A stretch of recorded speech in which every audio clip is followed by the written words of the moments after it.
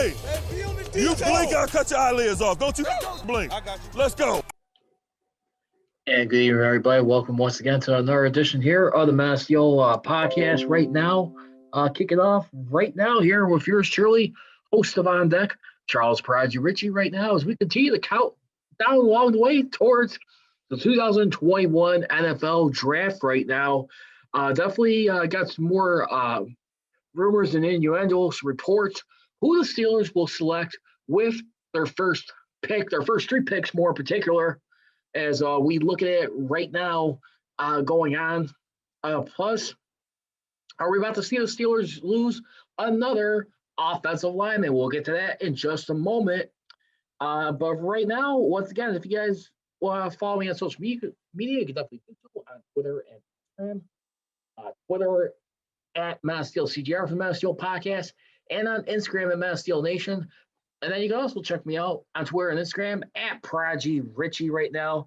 As we look at the Steelers draft order right now, who are the Steelers right now? I mean, when you look at their first couple of picks, I've been mentioning this a lot of times. You got to seem to think right now it's got to be running back, offensive lineman, more or less a tackle. Center, I'm not so sure. I'd probably say that'd be a long shot right about now. We're still been the elusive quarterback. They hardly have any luck in their franchise history. In their first three picks, which would be in the top 100, 44th, 55th, and 87th in those orders right there. Remember, they do have a compensatory pick at fourth round. Plus, we'll get some around the league news right now. And also, too, a former Pitt player here, Aaron Donald, supposedly accused of harming a guy at a nightclub last week or a few weeks ago, as we looked at, and more with the Vincent Spriggs, who thought he was assaulted by Aaron Donald, which he ends up turning out to be the instigator in a Southern bar in Pittsburgh at a club. And the Boom Boom Room, I suppose, is what was called. We'll get to that in just a moment, but also, too, congratulations to Alex Smith right now, calling it a landmark career right now in the NFL right now. A guy who had to overcome so much leg surgeries. I can't even imagine what his life had to be going through hell and back. Really think about it. I mean, this guy, what he's done for everything. I mean, to even get back to this point, just to even live a life, be a family man, a father, a husband, and still be able to get another opportunity to play football in this day and age. He is such a lucky man and very blessed and thankful. And listen, I know things kind of ended a little ugly on the way out ever since he was interviewed by the GQ magazine. And really felt very confident about it. He helped contribute to the Washington football team, taking them to the playoffs. Don't get me wrong, it was still a great story just seeing him be in that position. I mean, this guy almost lost his life after 17 leg surgeries. I think it was 17, 18, somewhere along that line. But, I mean, this guy to do what he's did, folks, miracle of God right there, as I always said. Like I said about Tyson Fury back in 2020, when he beat Deontay Wilder after being nearly 400 pounds and was literally poor at one point and broke after having to forfeit his title from a few years ago due to some performance-enhancing drugs, I believe it was. But he was able to overcome a lot of stuff right there. I think the cocaine addiction, I think it was one of them. But, I mean, you look at the story right there, how sometimes when you hit rock bottom and you have to just rework your way back up. And I'm not saying this was rock bottom for Alex Smith, but at the end of the day, too, I mean, how many of you guys were really thinking that he was going to be playing beyond this season? To be honest here, I really felt like he should have just called it a career immediately after the season. So one thing about Alex Smith, when you look at him at the end of the day, when he was going out there on that field, you'd be hearing a lot of reports at the end, like when he's playing these games, blood clots in his legs. And you just don't know what this guy has been through. I mean, can you just imagine that right now? I mean, you're still rolling the dice right now I mean, trying to get out of this game in one piece and still make a career beyond the game of football. But yet, I mean, it's a lot of determination, a lot of grit right here. I mean, then you also think right now, Joe Burrow right now with the Bengals, already in his first year, he gets his leg broken.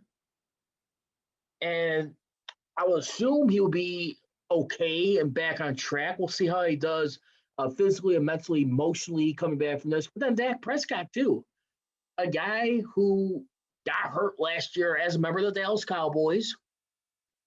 And I think it was a game against the Giants, I want to say. I'm not sure which one. I'm not sure it was the Giants, but either way, broke his leg right there. He was playing on a franchise tag. And literally, some people saw like the bone, a little piece of the bone when he got sacked or brought down. And he still gets a big payday at the end of the day right now with Jerry Jones. He's able to win that battle big time right there after being after playing hardball with Jerry Jones or just keep his poker face on. Jerry Jones is not the easiest guy to get money out of, especially when you think of all the endorsements. He has to deal with that organization. But I mean, they got their man right now, and we'll see how he does coming back off this. But I gotta tell you, I think he's got to be in a whole better world right now. I mean, where he is mentally, emotionally, and physically. Kudos to him once again. And we'll get to the Steelers highlights in just a moment. But I remember another thing too. I was capturing this on my On Deck show last night. As I'm going to do that on a Saturday or Sunday night. I'm probably going to lean more towards a Saturday night. Just give everyone a heads up. I know I've been talking about 9 o'clock on Sunday nights. So I definitely will keep you guys more informed on that. But, I mean, you got Pro Football Talk. I mean, right now, a lot of players around the league right now, I mean, choosing not to volunteer for off-season workouts. And one of the teams happens to be on there is the Steelers, I mean, in that regard. I mean, you look at everyone around this league right now, I mean, who's, I mean, more concerned with coming back in a safe environment through COVID, but also too, not only that too, I think it's bigger than COVID. If we continue to look at this thing a little harder, and it's more so about the power struggle that the players continue to get with the executives for a lot of years. They still feel like they're just forcing their way onto them, that we have the final say, do what we gotta say, or if not, we'll find someone cheaper to try and replace you. Save a little bit. I mean, you can only get away with that and be so sly with that for so long. And I really think right now, I mean, the players right now, they're trying to fight for a lot more integrity, if you ask me. And I'm not sure. I mean, like, what kind of message are you sending to, like, younger players who are trying to get in this game, trying to adapt at the pro level? But at the same time, too, what do you do? I mean, what's the method here? I mean, is this new style training, I mean, not having to do virtual workouts or just like at team facilities, more importantly, is this going to lead to more injuries during the season than what we normally see? More sloppy play. I mean, and just more importantly, rhythm.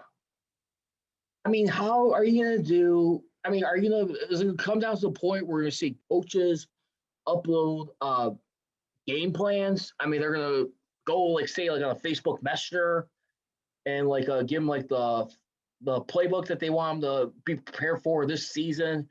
I mean, we're going to see guys in chat rooms try and prepare while they're working out, doing their workouts, like, say, I don't know, at an LA Fitness, Planet Fitness, Export Fitness, or just being with their personal trainer to make sure they're in a good spot mentally and physically. I mean, that's the thing. And you better believe, too, like Mike Florio of the Pro Football Talk was saying, too, Tom Brady and the Bucs right now with Bruce Arians, giving him that taste he's been waiting for as a coach and all the talent that he's brought along with him, like an Antonio Brown, Leonard Fournette. You got to believe right now that they got that taste in them and they're ready to take on all comers and they're going to try and find the edge versus anyone that comes to oppose them. Because believe me, a guy like TB12, Tom Brady, I'm dope. And yes, I have said it. And I do not apologize for that. He is the greatest of all time. I don't care skill-wise, but winner, win big, the biggest moments, that is the guy. And, I mean, you've seen Tom Brady kind of little by little take it easy a little bit. Saw him with his little boat celebration with his team at the Super Bowl parade, the boat parade. Tossing the Lombardi trophy, drunk across. But still, I mean, at the same time, too, he's earned that right. 7 Super Bowls, shoot. I mean, you're on a whole other level that none of us will be in. So let's go ahead and get into the Steelers news right now. We'll get into more stuff, but right now, according to Dale Lally of DK Pittsburgh Sports, he was citing source Ian Rapoport of NFL Network. He was saying that the Ravens are looking to move on from their tackle, Orlando Brown. In order for the Steelers to receive a potential compensatory pick, if Villanueva is to sign with Baltimore, he would have to sign his deal by April 27th, next Tuesday. Okay, and I'm not sure if that falls in the category where he had to do it by New York time, 4 o'clock Eastern. I would imagine that would be the deadline for him to do that by. But I think that would definitely be an eye-opener. And listen, you know, Villanueva, he's taken his crap. I mean, basically the last few years, I mean, some controversial moments. I mean, you look at him right there. I mean, like back in Chicago, right when when President Trump at the time created a big shitstorm about athletes not standing for the anthem. Wouldn't you like to see them lose their job over it or just like be fired over it? And that's just not what you do right here. And to be honest, it definitely put people in uproar a year later after Colin Kaepernick was trying to send a message across the world in society, trying to be a social justice hero, if you really think about it, and just really a representative in communities. I mean, this guy right now, he really feels strongly about that, wants to be one of the athletes to make a huge difference. We're seeing a lot in sports nowadays. But, I mean, the only problem is you got to just look at right now. Listen, it's not Kaepernick's fault. A lot of it is the political leaders of this country. And to be honest, like I always say, it is more than just a game these days. And we'll find out how, I mean, this continues to work itself out. But I mean, for right now, I'm looking at this right now, and I think a guy like Kaepernick, I mean, he wants to keep his feet planted firm, be strong with this, and he just doesn't want to be looked at as a pushover, trying to help people. I mean, he's a guy who's won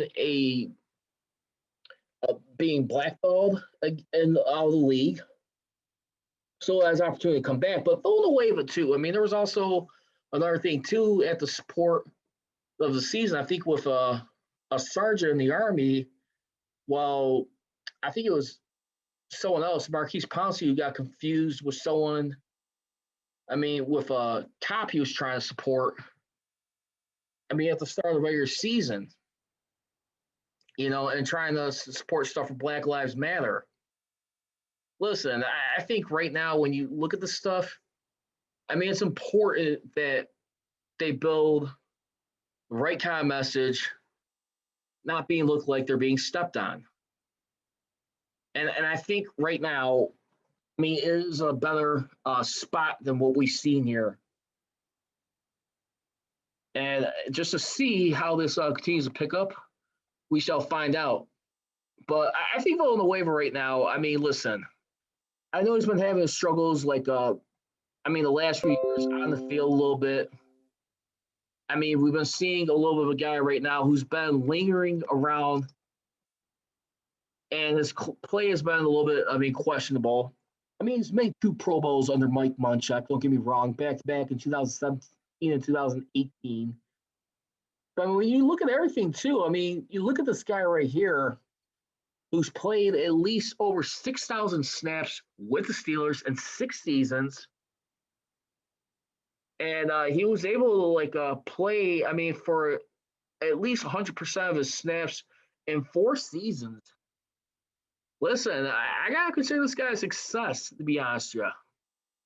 I mean, he did a very good job of helping keep Ben Roethlisberger on his feet, minimizing the sacks, I feel. I mean, let's be honest. I mean, Ben Roethlisberger, too, I mean, he's been trying to stay a lot more healthier.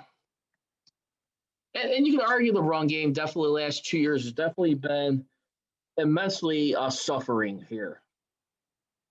But I mean, when you look at Ben's sacks started to go down, it happened around the time when Villanueva was part of this offensive line. Ben Roethlisberger was still getting sacked in the neighborhood of over 30 sacks last back in 2014. At the end of the day, I feel like Villanueva did a huge, significant job helping that.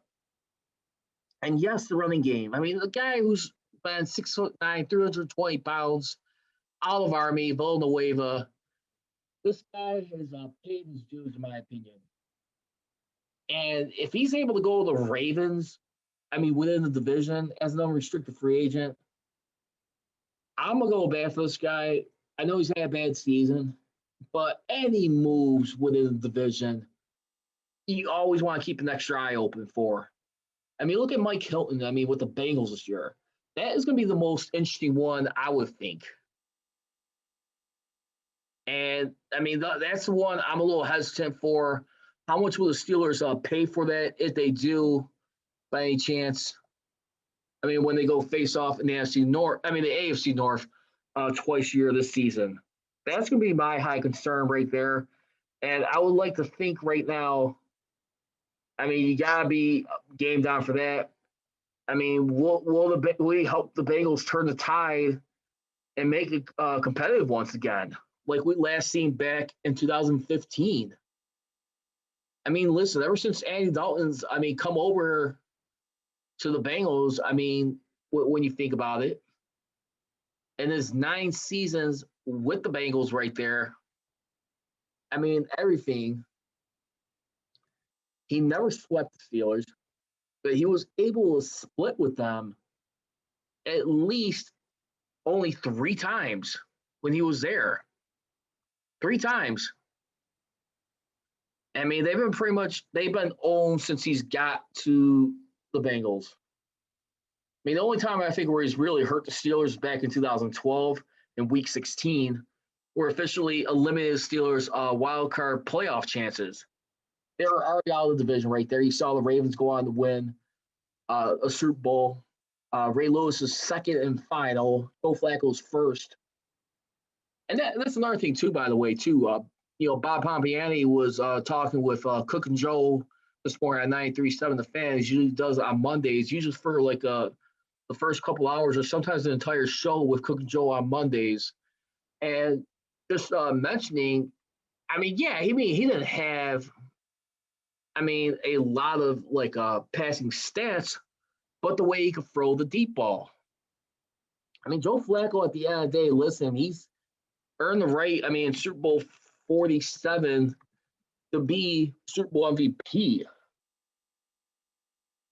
This guy right here, when you look at it, his longest yard was in 2012. And I want to say probably could have been that game against the Broncos in Denver right there, divisional round.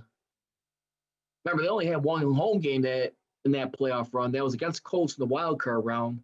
Then they had to go on the road in Denver, New England, and win at a neutral site in New Orleans, 447 the same Super Bowl which saw the lights go out when they're owning the 49ers in that contest. Again, once again, thank you for those of you who are willing to join right now the Menace Steel podcast. Of course, yours truly, Charles Prodigy Richey. If you guys want to, again, follow the Menace Steel podcast on Twitter, you can definitely do so at Menace Steel CGR, at Menace Steel Nation on Instagram right now. Go ahead, look at more of it right now, too. And like I said, Villanueva, I want to hear your thoughts on this. What did you think of his time in Pittsburgh? Do you think it was a disappointment? I mean, would you consider? I mean, he's ran his course right now. Would you like to see the guy come back, or is it time to reshuffle the deck right now? And if he does leave, I mean, like how James Conner went over with the Cardinals last week, does that increase their odds of getting an offensive tackle or possibly a center too? So you really got to start being a lot more careful right now with not shooting yourself in the foot and not being ready, I mean, for this 2021 team in the offseason right now while you can. Also, too, it was reported by Teresa Varley of Steelers.com that the Steelers officially signed Joshua Dobbs to a one-year deal this afternoon, which was done at 2 p.m. Eastern. Dobbs, don't forget, remember, he was traded to the Jacksonville Jaguars after Week 1 in 2019. He was then released by the Jaguars the following offseason prior the final weekend, that final weekend when they were trying to make their 53-man roster for 2020. He shortly then returned back to the Steelers and has been like on the quarterback depth chart. So, I mean, that's the official news we got right there on that. Still no update, of course, on TJ Watt, the most obvious one right now. I mean, a lot of people are expecting to probably be in the market of like around like 140 million as part of the top edge rusher being paid long term. I would feel. So let's go ahead and continue to move on right now as we look at. Let's get right into it right now. Fair or foul? First topic of fair or foul right now as we look at it. Tony Pauline, a Pro Football Talk, he told the PM team, Andrew Filipoli and Chris Mueller, who is the host of that show, usually cuts them throughout the week from 1 to 5 p.m. Eastern on 937 The Fan on Odyssey, which is a new replacement for Radio.com app. And basically what he was telling them right now, he believes the Steelers right now have narrowed it down to 3 players right now in the first round.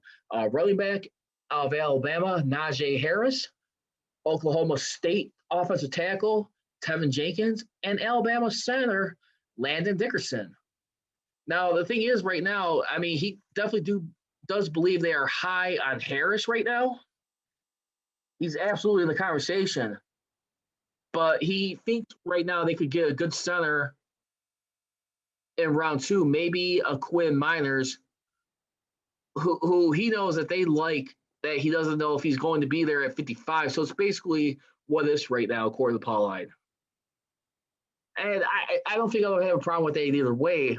But I definitely do believe right now, I mean, they're going to be running into that slippery slope of running backs right now. I mean, coming up. I mean, do you like risk, I mean, losing top quality? I mean, like I said, I mean, James Conner, I know he's shown flashes what he was able to do to not stay physically healthy enough. But are we going to probably see guys like off the board? I mean, like outside of Harris right now. I mean, like maybe like a Kenny Gainwell out of Memphis. I mean, this guy right here has 2,222 yards in 2 seasons while playing there. I mean, he's projected to go between the first 3 rounds. And the only hope is right now, will he be available at 55th or 87th? So those are some things to think about right there.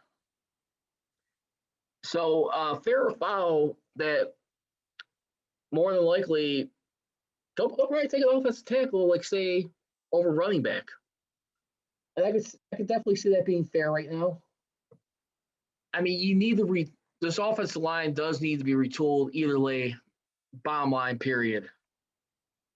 You cannot have a situation where you're not going to have any force to be there in the running game to help out. I mean, just like when you're trying to protect a quarterback, I mean, you want to have good insurance right now. Not for the quarterback, but for the running back to have more confidence to make his impact felt. And that's where you gotta look at. You gotta be careful with right there. Also, too, fair or foul, quarterback. I mean, which they rarely do. I mean, hardly ever franchise quarterbacks that are really considered rock stars. I mean, outside Rob Woodson, maybe the only other one you had was William Gay. But right now, Cam Sutton, just like Justin Lane, third-round picks, going in his 5th year right now, finally getting the nod at starter. Will that be someone they could pick up, I mean, in their first 3 picks? I'm going to say foul on that one for right now. I'm not ruling it out. Of course, you want to take the best available. But I would think if you're going to do anything defensively in those first 3 rounds, it's either going to be edge rusher or linebacker. To be honest with you. I mean, you could maybe argue strong safety would probably be a possibility. But, I mean, that's just what I'm seeing under my scope right now. So, I mean, those are my thoughts right there. Not sure what you guys think on that. But, yeah, I'm definitely going to go that for right now. And that's going to do it for this edition here of the Mass Steel Podcast. Once again, you guys can follow me on social media, on Twitter and Instagram, at Prodigy Richey. For Mass Steel Podcast on Twitter, it is at Mass Steel CGR, and on Instagram at Mass Steel Nation. As always, leave you, don't be trolling, be rolling. Here we go, Steelers. Here we go. I gone.